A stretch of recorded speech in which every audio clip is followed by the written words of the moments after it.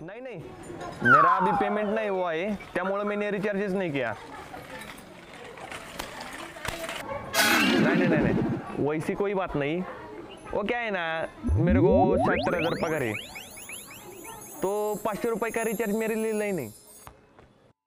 तब तक तुम क्या करो, मेरे को 1 महीने का रिचार्ज एडवांस मध्ये करो।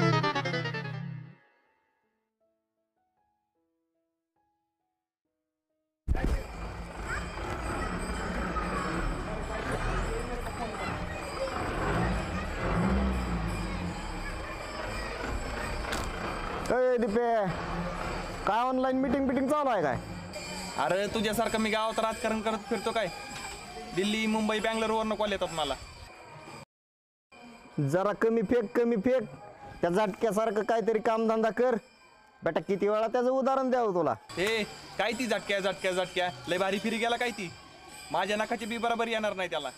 तू काय असा मोठा तीर मारलाय? मारलं नसलं तरी मारल की काय, बितो काय कोणाला? हे बघ विषय काय चाललाय आणि तू बोलतोय काय? त्याच्यासारखं गिरायकाच्या वस्तू मधलं खरं पार्ट विकून डुप्लिकेट पार्ट नाही टाकत। झटक्या इतका प्रामाणिक माणूस मी आजपर्यंत गावात बघितलेला नाही। कळलं एक दिवशी।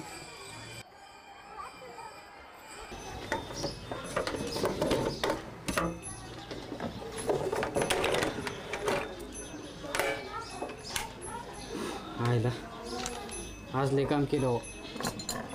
जरा 10 मिनिटं पडतो।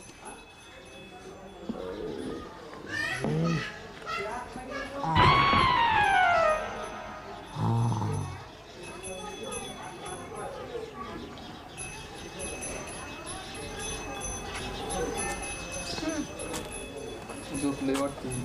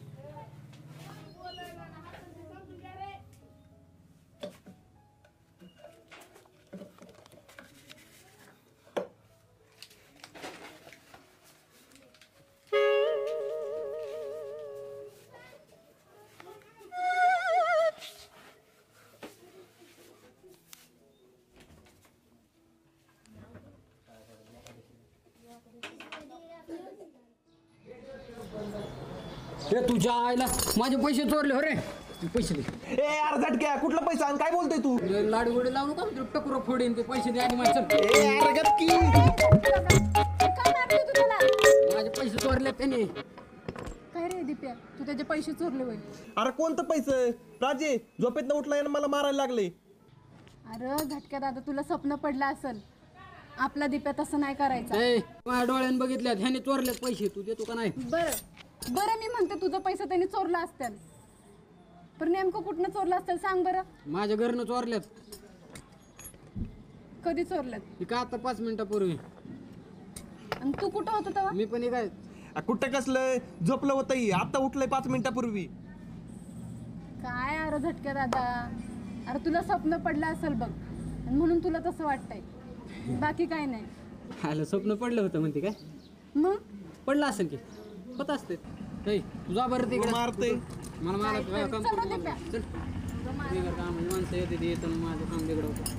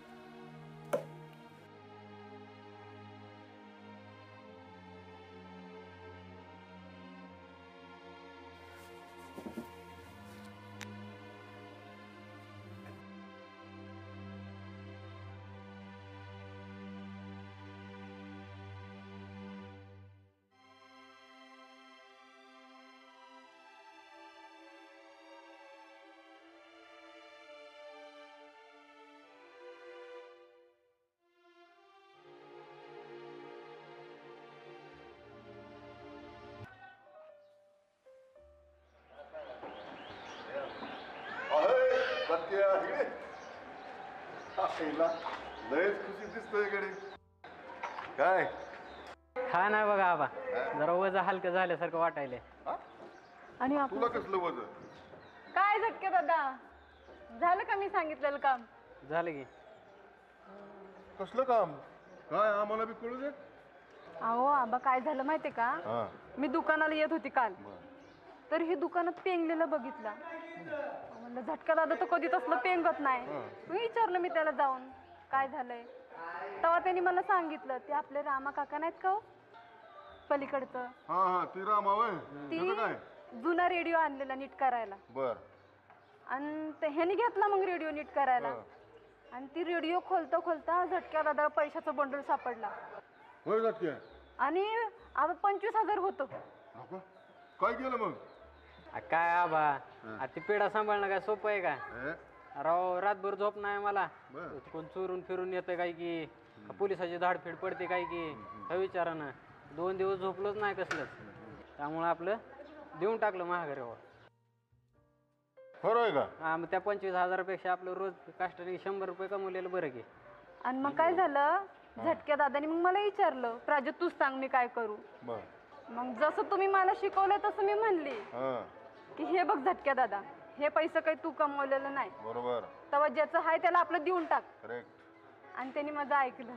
शाबास प्राजे. तुझा मला खरंच अभिमान आणि तुझा सुद्धा मला अभिमान. अरे कसं असतं झटक्या, कष्टानं मिळवलेला 1 रुपया सुद्धा महत्वाचा असतो.